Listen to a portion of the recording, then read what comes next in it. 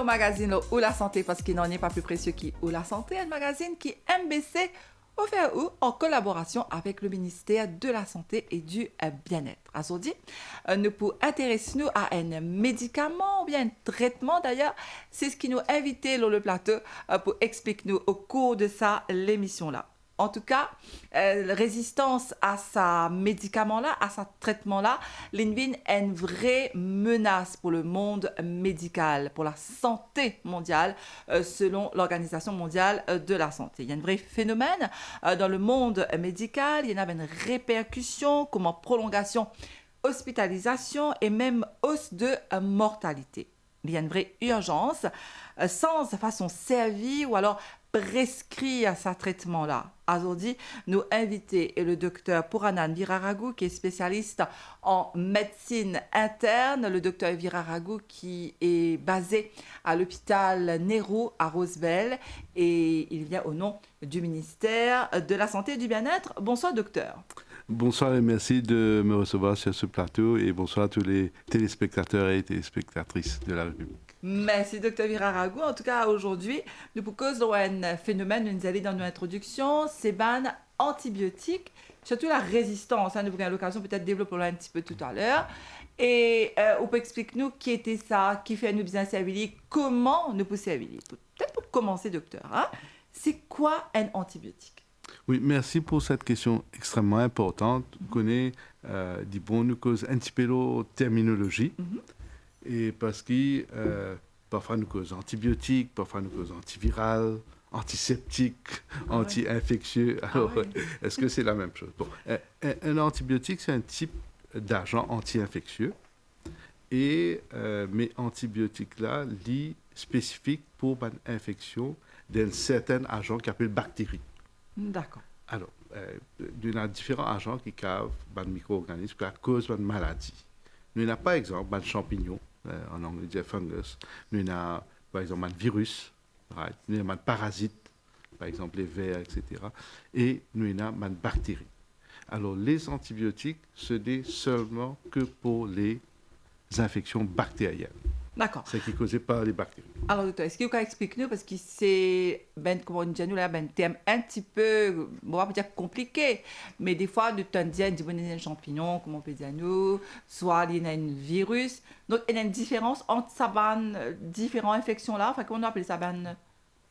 Exactement. Et ce qui est arrivé, c'est au cours de l'évolution, qui bien sûr prend des millions d'années, nous avons différentes qualités, types de vie. Au fait, juste pour qu'on cause antibiotique, ça provient du grec.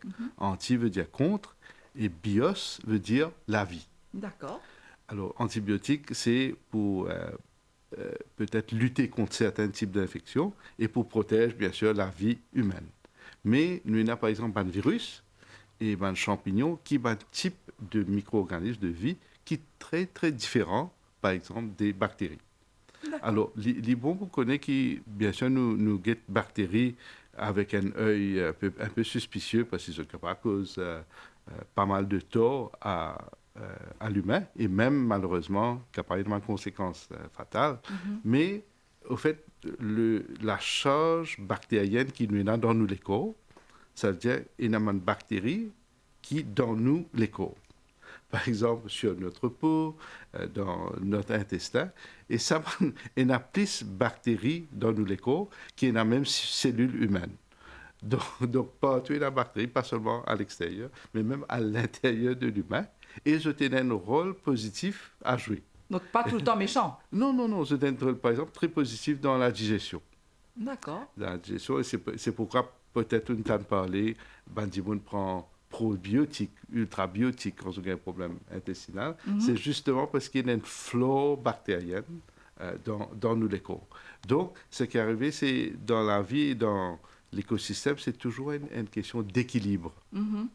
Donc, par exemple, vous avez un certain niveau de bactéries, de concentration bactérienne qui est acceptable, mais quand il arrive à une certaine concentration qui est trop forte, là, l'organisme humain capable d'affecter et donc sujet à une infection. D'accord. Donc, docteur, à partir de quand, justement, ban médecin se prescrit antibiotiques? Voilà. C'est une très bonne question. Et surtout quand nous cause résistance aux antibiotiques plus tard, nous sommes capables de revenir là. Et bon, comment vous dire, la présence d'une bactérie pas veut dire qu'il nous a fait traitement avec antibiotiques. Right? Nous avons cause, est-ce qui, par exemple, sa présence bactérienne là, puis amène une symptomatologie qui affectait l'humain. Et donc, c'est comment dire, bactéries là, puis là, il peut continuer à proliférer, à multiplier, il est capable d'être dangereux pour certaines fonctionnalités de certains organes, organes vitaux. Et donc, si, comment dire, un exemple au bout de nous, par exemple, la présence de la fièvre, en présence d'une infection bactérienne, il veut dire que là, l'organisme peut bien lutter contre sa présence bactérienne-là. Et la fièvre, c'est une façon pour laisser éliminer sa surcharge bactérienne-là. Donc, pour nous connaître quand on prend antibiotiques, nous devons immanquablement consulter un médecin. Parce qu'il y a des signes et symptômes qui est capable de déceler et aussi des tests qui est capable de faire pour guetter, par exemple, est-ce que sa bactérie-là peut déjà cause un effet dans le corps.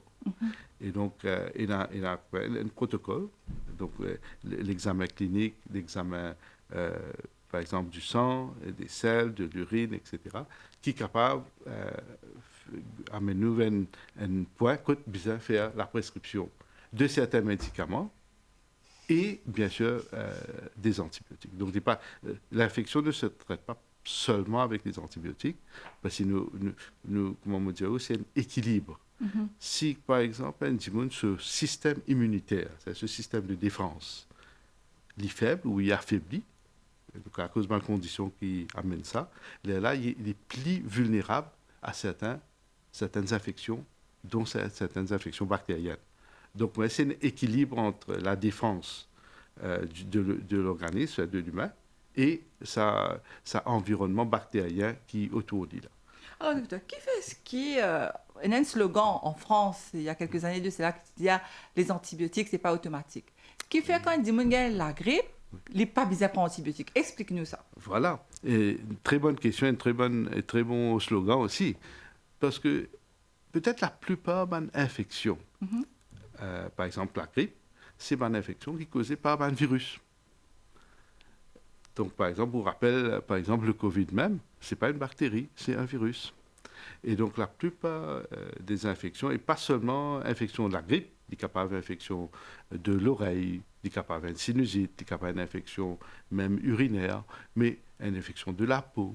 Mais tout ça causé par des virus, beaucoup. Et là, ce n'est qu'après qu'il peut avoir une super-infection, une surinfection, que une bactérie rentre en jeu. Donc, si vous avez une infection, la grippe, une infection, allons dire saisonnière, la grippe saisonnière, et c'est même qui nous fait reconnaître un vaccin contre la grippe saisonnière, parce que quand on a une infection virale, et certains vaccins capables d'agir en prévention. Et donc, si comment dire, ou donner un antibiotique à un dimon qui peut faire une infection virale, ben, l'antibiotique, pas pour aucun effet sur l'infection, mais deuxième, capable cause un contre-effet qui est indésirable. Et troisièmement, si nous servons systématiquement ou automatiquement, comme on peut dire en France, mais il est capable d'engendrer une résistance aux antibiotiques. Et ça, bien sûr, qui nous parlait que ça arrivait. Très bien, alors, je rappelle un téléspectateur qui a aujourd'hui nous invité le docteur Puranan Viraragou, spécialiste en médecine interne au ministère de la Santé et du Bien-être, ne peut cause l'antibiotique. Alors, juste pour le rappel, du 18 au 22 novembre, c'est la semaine des antibiotiques pour sensibiliser la population mondiale l'importance d'une bonne utilisation de ce médicament-là. Donc, c'est un médicament ou bien un traitement? C'est un médicament qui forme partie du traitement. Parce que, comme on peut dire, si nous avons envie de traiter une infection, ce n'est pas seulement les antibiotiques, il y a d'autres facteurs en jeu. Parce que, bien sûr, nous devons traiter ça organisme qui est l'humain là. Alors, l'antibiotique, il forme une partie dans sa réponse qui est un intervenant médical capable de donner pour aider l'humain à sortir de cette infection. Alors, docteur, encore une fois, le bon qui explique-nous un petit peu en détail à ce là comment est-ce qu'il nous besoin prend ben antibiotiques avant de venir la résistance. Il paraît que si nous gagnons une plaquette d'antibiotiques, si nous commençons bien, nous disons tu veux gagner la fièvre, après 2 jours, nous la fièvre vient de passer, nous disons ben voilà, mon bien, moi arrête mon antibiotique. Est-ce que c'est une bonne pratique, docteur? Et au fait, c'est un des bons facteurs qui cause la résistance aux antibiotiques. D'accord. Vous savez, il y a un petit peu dans la vie et dans l'évolution. Et si, comment dire, on gagne une bactérie, l'exposée à un certain agent. Et donc, bactérie-là et antibiotiques, comment dire, c'est une la guerre, ça. Hein? C'est une la guerre, terminable. Donc, si il y a une exposition, par exemple, un antibiotique qui n'est pas très fort, et l'INRECI connaît comment pour gérer cet antibiotique-là. La prochaine fois qu'il service ce même antibiotique-là, bactérie-là, il est capable de survivre. D'accord. Et donc, ça qui nous cause mutation, évolution, etc. Donc, l'idée derrière un cours d'antibiotiques, et bien sûr, ça c'est prescrit par les médecins, c'est qu'ils ont envie quand on finit de sa cours antibiotique-là, sa bactérie-là, il peut la possibilité récurer ou bien revenir. D'accord. Alors, si vous faites une prise d'antibiotiques seulement pour 1 ou 2 jours, et dans la plupart des cas, c'est insuffisant, et ou qu'il y a une récurrence de l'infection, et peut-être plus grave encore, ou capable génère une résistance aux antibiotiques, c'est-à-dire maintenant, bactérie-là, il n'est pas pour sensible à cet antibiotique, ou donner cet antibiotique-là, il n'est pas pour faire aucun effet. Donc, de toutes les façons, docteur, hein, d'après ce que vous pouvez expliquer, un antibiotique, si vous avez un suivi, un cours, pas qu'à prendre un antibiotique pour 2 jours. C'est ça que vous dire. Définitivement. Il y a certains antibiotiques, mais c'est la petite minorité, bien sûr avec la recherche, il y a certains antibiotiques qui apprennent par exemple dans une seule dose. Il est tellement puissant qu'il y a une dose insuffisante. Mais la plupart des antibiotiques qui nous servent, par exemple à Maurice, en oral, c'est-à-dire qui nous avalent, c'est un minimum de 5 jours. Alors, est-ce qu'il y a un antibiotique qui nous peut faire aussi en intraveineuse? Exactement. Et justement, vous connaissez quand nous pouvons prendre un médicament en oral, ça veut dire qu'il passe par le système digestif et là, le système là absorbe et là, il passe dans le sang et vers les organes voulus. Mais quand vous faites une injection intraveineuse, et parfois on fait des intramusculaires aussi, bon, mais il y a beaucoup plus rapidement dans le système. D'accord. Il ne passe pas à ce système digestif-là. Donc, la concentration qui vous réussit amène dans le sang, ou quand amène ça beaucoup plus rapidement quand on fait par intraveineuse, et ce qui fait qu'il nous garde ça, surtout pour un cas un petit peu plus sérieux, plus grave. D'accord. Mais il n'est pas dangereux du tout, il n'est pas fort, comment dire, pour la santé indigne. Non, c'est ce qui fait qu'il... Les besoins restent sous observation? Il besoin de sous observation et il besoin prescrit par un médecin parce qu'il nous besoin calculer la dose, la fréquence des antibiotiques. Et là, bien sûr, nous besoin surveiller une chose très importante, c'est est-ce que la personne peut tolérer l'antibiotique, parce qu'il ne faut pas oublier qu'il n'est pas capable de donner un antibiotique à gauche et à droite parce qu'il a le phénomène d'allergie aux antibiotiques, depuis la sensibilité. Voilà. Donc un principe très vital de la médecine, c'est il ne faut pas causer du tort. Hein, non, il fait du bien pour les patients. Donc, antibiotiques, c'est réservé quand bien besoin. Et donc, ce qui fait, nous avons calculé ce dosage, ce fréquence et ce durée d'une façon très scientifique. Et là, quand on est capable d'observer une personne, par exemple, qui est hospitalisée, et là, on est capable de déterminer est-ce que cet antibiotique-là est suffisant, est-ce qu'il augmente le dosage, est-ce qu'il change d'antibiotique, est-ce qu'il arrête l'antibiotique. Donc c'est un suivi qui se fait d'une façon très systématique. Si on est capable aussi intervenir, il y a au cas on est en oral, c'est ou avalé, au cas fait en injection, mais au cas aussi aérosolisé. Aérosolisé, c'est-à-dire en forme de spray. D'accord. Oui, qui bien sûr, là, il y a directement dans les poumons. Très bien. Alors, docteur, elle nous a fait maintenant dire allergie. Oui. Est-ce qu'il y a des gens qui font allergie à antibiotiques? Et si jamais ça demande est allergique, est-ce qu'il y a servi un autre antibiotique? Est-ce qu'il existait? Parce est-ce qu'il y avait différents types de ma question, hein? Oui. Différents types d'antibiotiques. Nous connaissons 2 qui sont très, très, très communs, amoxicilline et pénicilline. Oui. Est-ce qu'il y en a les autres types? Alors, c'est une question extrêmement importante parce que, effectivement, premièrement, pour répondre à la question des allergies, Mhm. malheureusement, il y a beaucoup de monde qui est allergique à certains antibiotiques. Il y en a plusieurs familles. Mhm. Et c'est pourquoi vous trouvez souvent, quand vous avez un médecin, parfois on pose la question qui fait péniblement ça, je vous demande, nous, Oui. est-ce que vous avez des affaires qui t'allergient, que ce soit à des nutriments, Mhm. mais aussi à des médicaments. Tout à fait. Alors, ce qui fait que c'est important de signaler. Même s'il arrive parfois, peut-être ça capable pas oublier, pas de demander nous, c'est important de dire, si vous connaissez une des affaires en allergie, ou bien signaler. C'est très important. Mhm. Et maintenant, Les différents types. oui, maintenant, il y a différents types d'antibiotiques. La pénicilline, c'était une des antibiotiques qui a fait une révolution dans le domaine de la médecine Mhm. et peut-être a amené une hausse de l'espérance de vie de presque 20 ans. Hein. Mhm. Alors, dans les années 1940, et donc aux abords de la fin de la Deuxième Guerre mondiale, nous avons un développement de la pénicilline. Alors, comment, du monde connaît, tout ça a commencé par un oubli. Il y avait un médecin, Dr Fleming, un Écossais. Alors, il était parti en vacances pour 2 semaines. Il a oublié une bactérie dans son labo. Et quand il est revenu, il s'attendait à ce qu'il y aurait une prolifération de bactéries, mais non, il y avait seulement un champignon. Ah. Et c'est ce champignon-là qui, par hasard, a tué la bactérie, d'où l'origine de la pénicilline. Donc, ce champignon-là, c'était la pénicilline. D'accord. Et donc, ça, c'était une grande révolution dans la médecine. Mais après la pénicilline, on a eu découverte de plusieurs autres antibiotiques. Donc, par exemple, amoxicilline, ampicilline, c'est un antibiotique qui est apparenté à la pénicilline. Donc, et c'est même famille, ça. Même D'accord. famille, mais maintenant, nous avons beaucoup de familles d'antibiotiques qui agissent différemment. Juste pour dire, sans être trop technique, Bien sûr. mais les antibiotiques agissent par différentes modalités.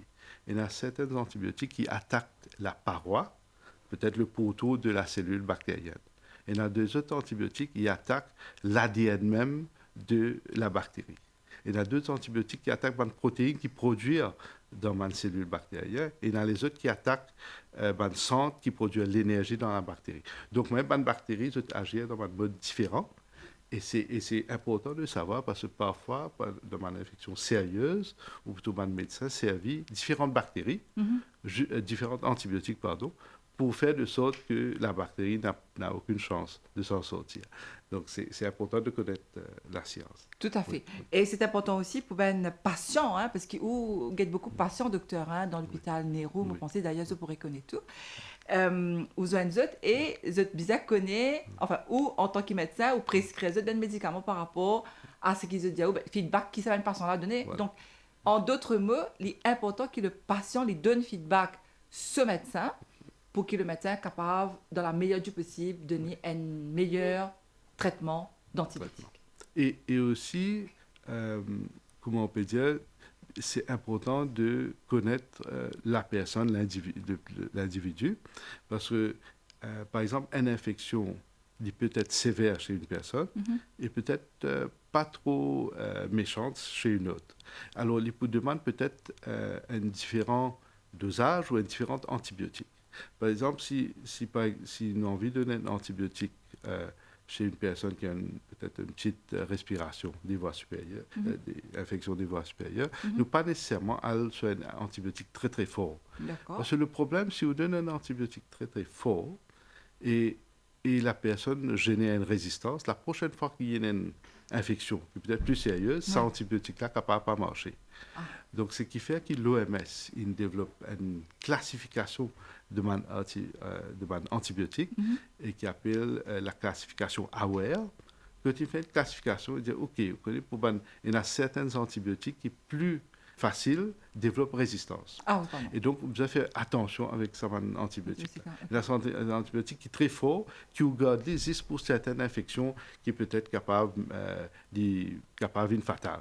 Donc, il y a une classification qu'il fait, et heureusement, le ministère peut servir maintenant sa classification-là, justement pour le bénéfice des patients, donc pour amener à une utilisation beaucoup plus judicieuse des antibiotiques, parce que les antibiotiques capables sauvent des vies, très certainement, mais si nous pas utilisés comme il faut, il est capable de générer Side effect. ban side effects, ban contre-effets, et aussi amène le problème des résistances, Oui. et aussi amène une hausse de ce qu'on appelle une infection nosocomiale, c'est-à-dire une infection qui est capable d'attraper à l'hôpital. D'accord. Donc, Ok. c'est ce qui fait un système qui est très détaillé, qui est développé par l'OMS, Mhm. et dit dans le cadre d'un secteur qu'on appelle hygiène hospitalière. D'accord. Donc, tu prends toutes les mesures qu'il faut pour empêcher qu'il y ait une hausse de cas de résistance aux antibiotiques. Très bien. Donc voilà, nous causons un petit peu la résistance, hein, docteur. Alors, je me rappelle, un téléspectateur qui a aujourd'hui nous a invité le docteur Puranan Viraragou, spécialiste en médecine interne au ministère de la Santé et du Bien-être, le docteur Viraragou, qui est affecté à l'hôpital Nero. Peut venir répondre à toutes nos bonnes questions, l'eau, le bon usage, mais surtout, ben side effect qui est capable de venir si nous pas servi un antibiotique comme il se doit. Alors, docteur, rapidement, nous arrivons presque à la fin de l'émission. En parlant de résistance, est-ce que vous pouvez expliquer-nous comment est-ce qu'un antibiotique devient résistant? Oui, alors c'est important que tout le monde respecte la prescription de l'antibiotique par le médecin. Mhm. Parce qu'il y a beaucoup de recherches qu'il fait pour déterminer mais quelle infection pour besoin, quel genre d'antibiotique, quelle famille d'antibiotiques, quelle force d'antibiotiques, pour combien de jours. Et vous connaissez, il y a un test, par exemple, qui nous fait en dehors et à l'hôpital, un antibiogramme, pour tout cas, qui était une bactérie, est-ce qu'il est sensitif à tel ou tel antibiotique. Et donc ça, c'est intéressant parce qu'il est là, nous capables de déterminer est-ce que cet antibiotique nous peut servir là, il est approprié pour une bactérie. Mhm. Mais si, comment dire, nous peut servir un antibiotique contre une bactérie qui n'est pas sensitive à cet antibiotique-là, c'est peine perdue. Il n'est pas pour agir, mais deuxième, il n'est pas engendrer résistance à cet antibiotique-là. Mhm. Et ce qui fait que pour une infection qui poursuive en aval, Mhm. donc cette personne-là pourrait développer une résistance à cet antibiotique-là. Donc quand il pourrait une infection sérieuse, cet antibiotique-là pas pour utile. Et c'est ça le problème qui nous peut gagner parce que ce n'est pas seulement dans le monde humain qui nous peut servir antibiotique. Mhm. Dans le monde animal, nous peut servir antibiotique. Merci. Nous peut mettre antibiotique dans le manger, même dans la plante. Et puisque c'est un écosystème, c'est un seul système, sa résistance-là peut venir jusqu'à l'humain. Et donc, ce qui fait maintenant un programme pour voir ce problème-là de façon holistique. Parce que si par exemple une personne chez lui, il y a un antibiotique qui n'a pas servi avant, il commence par antibiotique, ça va été action-là capable délétère, capable méchant. Donc, oui. Donc seulement prendre des antibiotiques sous conseil médical. Voilà. Et surtout, des fois, ça arrive, nous, à l'hôpital, de cas de non antibiotiques, comme on nous spécialiste, elle est là. On ne va pas généraliser, mais ça peut arriver que nous disons, non, je bien aujourd'hui, je dis, prends 3 jours, je correct, je arrête antibiotique. Et je prends les, je mets dans la pharmacie la case, je mets un petit first aid kit là, je mets la case et pas connais moi, mes enfants, bien mes familles, malades, je dis, je vais gagner la grippe ou alors je vais gagner une petite infection, je prends même antibiotique, docteur. Nous partageons antibiotiques. Oui. Non, il ne faut pas faire ça. Il ne faut pas oublier qu'il y a une rechute ou une récurrence d'infection capable beaucoup plus sévère. Beaucoup plus sévère. C'est ce qu'on appelle une résistance. Exactement. Donc, il ne faudrait pas quand vous sentiez mieux, vous dire on arrête antibiotique, ce n'est pas une pratique à faire. Non. Docteur, malheureusement, nous sommes déjà arrivés à la fin de l'émission. Donc, du 18 au 22 novembre, c'est la semaine de sensibilisation pour nous servir mieux l'antibiotique. Qu'est-ce que vous envie de dire nous, pour terminer? Et je suis envie de dire que l'antibiotique, c'est quelque chose qui sauve la vie. Et il empêche nous de gagner beaucoup d'infections qui fatiguent nous, qui nous donnent beaucoup de comorbidités, etc. Donc, moi, je me dis, antibiotique, prends-les, mais c'est une science derrière, mais pas prends-les sans un conseil médical. Très bien. En tout cas, merci beaucoup pour toute cette explication-là, docteur. Toujours un plaisir. C'est gentil. Donc, pour penser aux bonnes patients, pour écouter tous les conseils qui nous donnent aujourd'hui à l'antenne, mais aussi qui pouvaient nous nous. Donc, c'était le docteur Puranan Viraragu, Morabelu, qui est spécialiste en médecine interne au ministère de la Santé et du Bien-être. C'est ce qui nous amène à la fin de cette émission. Je vous retrouve très bientôt pour un nouveau magazine sur votre santé, parce que rien n'est plus précieux que votre santé.